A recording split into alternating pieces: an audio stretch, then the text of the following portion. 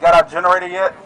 But please, please, please, you can talk over me all you want. I don't really care. But the first people that we're going to hear from are the families of victims of police violence.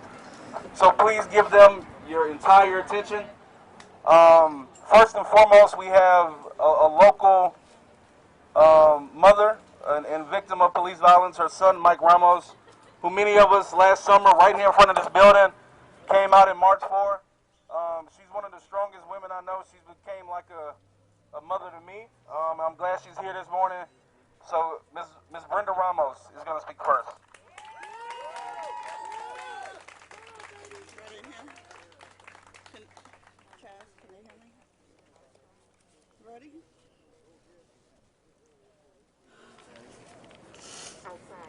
My name is Brenda Ramos. My son Mike, my only child, was killed by Austin police 10 months ago. Mike was everything. Some days I felt so broken and alone, but I made a promise to myself and to my son. I would do everything to stop my nightmare from happening to another mother. We must pass the Mike Ramos Act. We must pass the George Floyd Act. There have been too many deaths. Too many Texas mothers are missing their black and brown sons who have been killed by police. Everyone has seen the awful video of my son being shot. My unarmed son was shot in the head as he slowly drove away from police toward a dead end. Let me say it again. My son was unarmed, and it is all on video. Now you might think the Austin Police Department would fire the officer who killed my unarmed son for no reason. You might think the Austin Police Department would fire that officer if he had already killed a mentally ill brown man 9 months before he killed my son. You might think the Austin Police Department would fire that police after he was indicted for first-degree murder. It has not happened. It's hard for even me to believe. So let me repeat myself.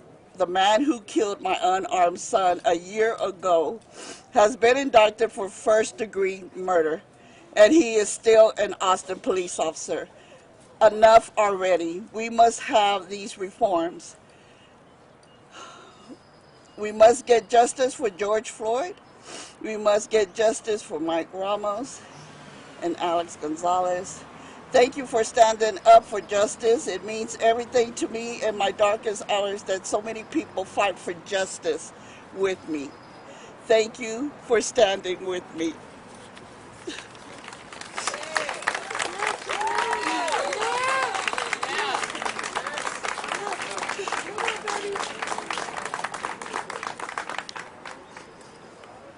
And like Ms. Ramos said, Senator Eckhart, who used to be Travis County judge, actually filed the Mike Ramos Act, and we will be keeping people up to date with that as well. Up next, we have Angel Gonzalez, who, if you don't recall, was is the family member of this is Alex's little sister, who was the first police shooting that we know about here in January, and the rest of the family come stand if y'all want. At the beginning of the year, Alex was the first person that APD took the life of very recklessly, and now we're going to hear from his little sister. Just hold that one, speak.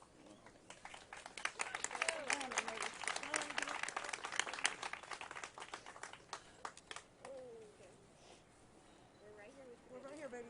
I'm right here, Mama. I got you. Mama. So, as you know, I'm Alex's little sister. I really don't know what to say, you know, but, can I do it? Yeah, just kind of like screaming a little bit. Might put your mask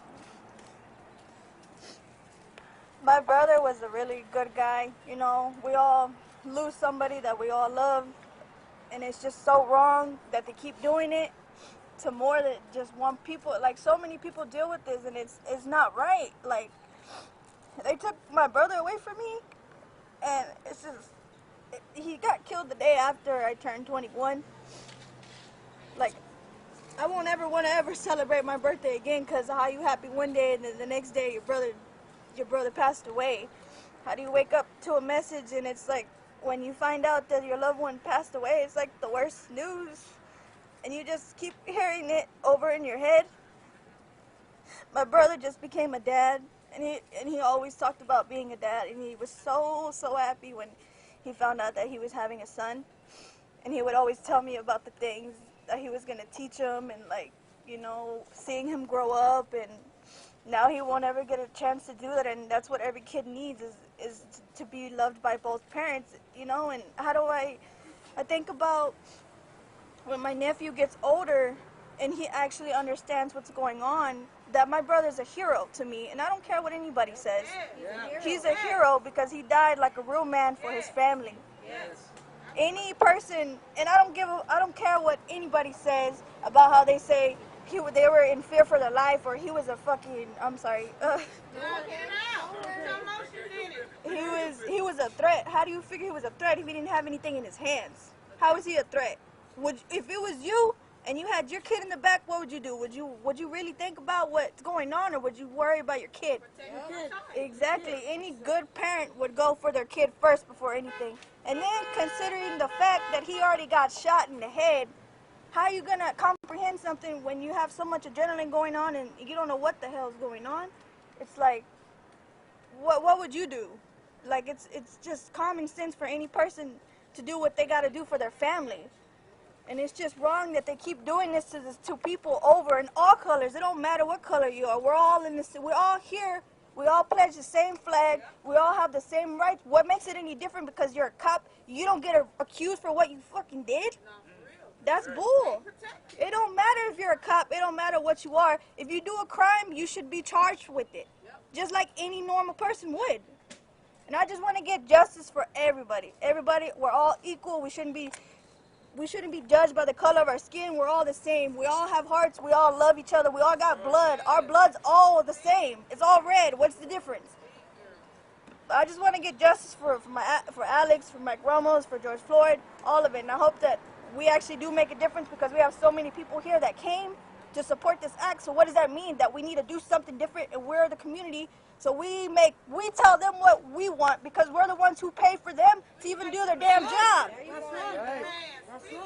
But, I mean, that's all I got to say, really. Thank you for everyone for letting me get the chance to tell my side of the story about my brother. You know, my brother's a hero in my eyes, and I always looked up to him, and I still will look up to him. He's going to be my guardian. He's here right now with me, proud of me, and I'm doing it with my family every day for him. So I just want to say thank you to everybody. Great job.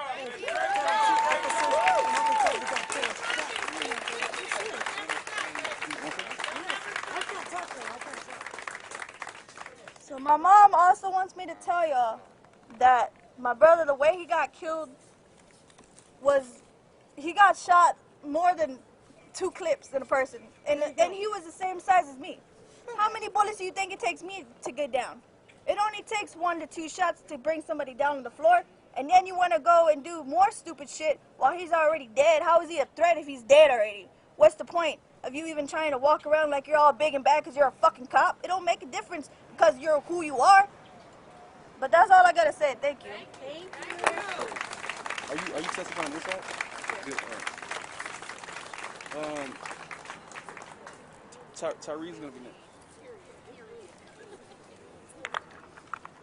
So believe it or not, here in Austin, we have a police department that also picks on you, not if you're black, not if you're Hispanic, but also if you're deaf. This is Tyree Talley. He was a victim of the May 31st incident with the police when they just went berserk. He's here to tell his story.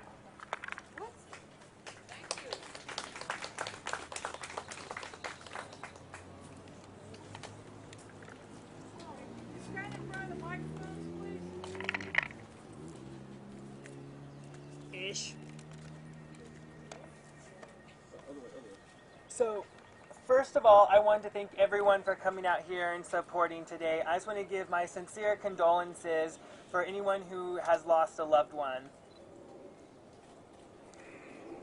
So, like he said, I'm deaf, I depend on my eyes, I depend on my sight for communication. And when they shot me, there's no warning. No one came up and tapped me. Sorry, I'm just so nervous right now. But the point is, for the deaf community as well, the APD needs to have deaf accessibility. They need to provide not only verbal warnings, but visual warnings, that especially in a dangerous situation, if they're going to be firing rounds, we need to have safety for the deaf community. Sorry, I'm so nervous. But again, just can give my sincere condolences to everyone who's lost a loved one here today. That's it. Thank you. And thank you all as well for coming.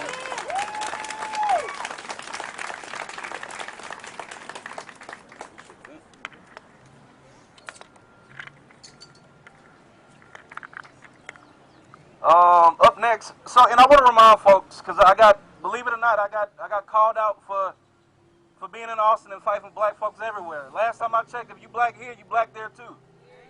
And we have families of victims of police violence from San Antonio here today, because police violence doesn't just end in Austin. It doesn't end on the east side, it's everywhere.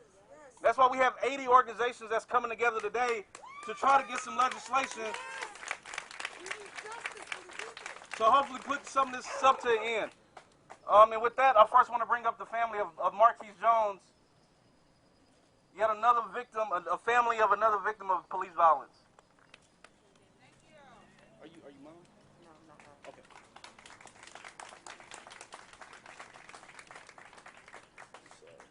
We're supposed to have the generator, but 8:30. Oh, no, right? We just hold that and screen to it. Good morning, everyone. I know it's early. My name is Debbie Bush. I'm the aunt of Marquis Jones, who in 2014 was shot in the back by an officer. He was involved in a fender bender. His friend was driving. He was actually a passenger. And he got out the car because he felt like he wasn't part of that. And he only lived a block away, so he decided he wanted to go home. He told his sister he wanted to go home. Well, as he proceeded out the car, the cop never said stop, never said stay here, don't do anything. He pulled his weapon and he shot at him 9 times, hitting him in the back, and Marquis was dead before he hit the ground. I've been fighting this for going on 7 years.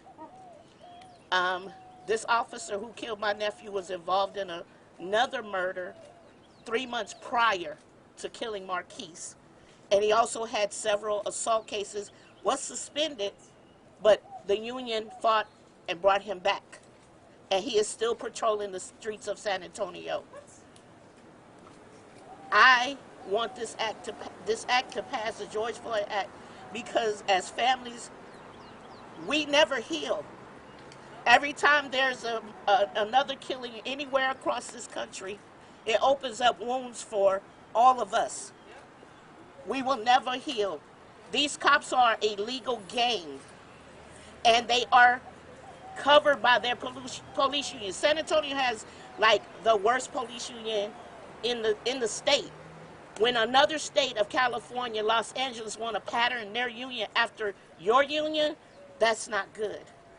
So we're here to fight and to speak and to get this act passed to protect the citizens of America, because we're dying every day in these streets from the police, and nothing is being done to the police. They are sitting on administrative duty and getting paid for killing our loved ones, and then they're just put back on the streets.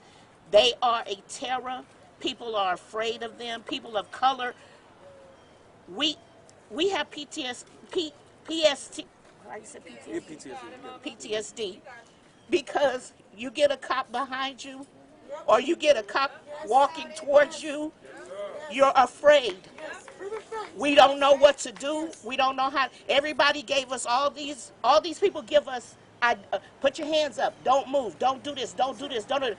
We do all of that and we still die. We still die. So I'm not going to take up much more time, but my fight is for real.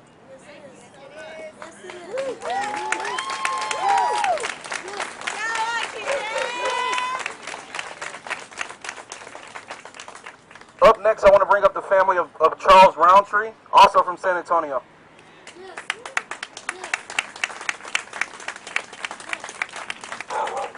Like, just speak right into it. Good morning, everybody.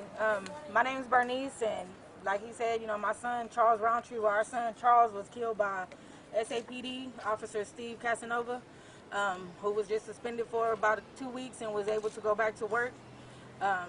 He came to the house on a assumed assault. He was coming to check it out. When he got to the house, he didn't say it's SAPD. He didn't have his sirens on. He didn't have the lights on. He didn't have nothing. He said in court that he assumed they knew it was him. He walked to the door. He knocked on one door and he opened the other. As he opened the door, he said, "What's up?" He didn't say, "I'm SAPD," none of that. "What's up?" So anybody, you coming in my house, opening my door, I'm going to react. I'm going to stand up too. As the young man stood up, the police told him stop. He didn't stop because he's trying to figure out who this is at his door. He just started shooting. And as he shot the young man who stood up, and he shot my son one time in the chest. He stood up and collapsed.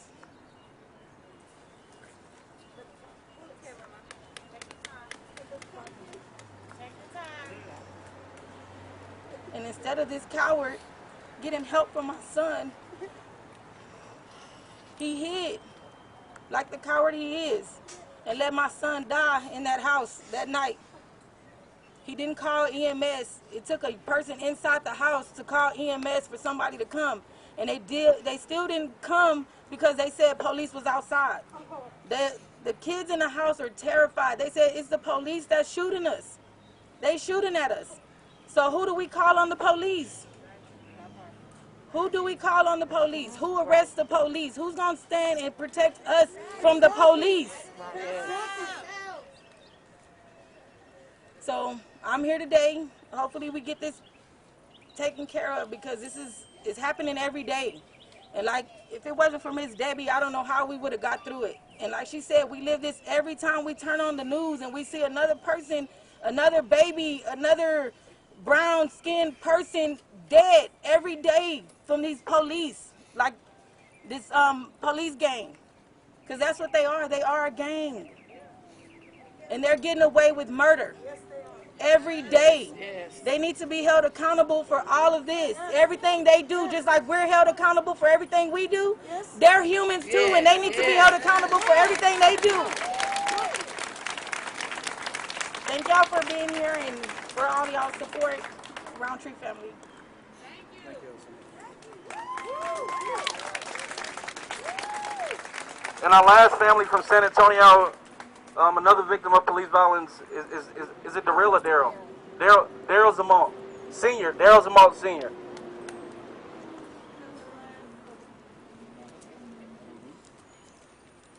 Good morning.